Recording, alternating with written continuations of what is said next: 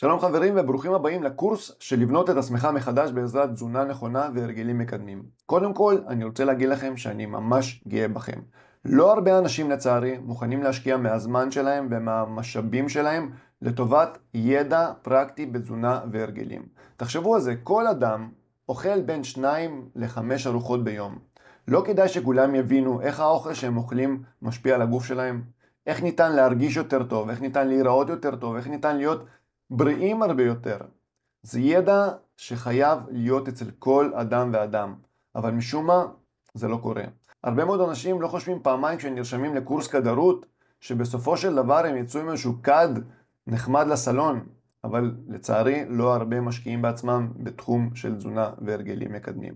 אז קודם כל, שוב פעם, אני גאה בכם. דבר נוסף שאני רוצה להגיד שזה לא מדובר פה בקורס קטן שמטרתו לשווק לכם קורס גדול יותר. הקורס הזה הוא כל מה שיש לי. הכנסתי בו את כל הידע, כל הכלים, כל הפרקטיקה שצריך כדי באמת לעשות את השינוי הרצוי. אז תעברו על הקורס, תשתמשו בכלים שאני נותן פה, ואני בטוח שהשמיים הם הגבול מבחינתכם. שיהיה לכולם בהצלחה.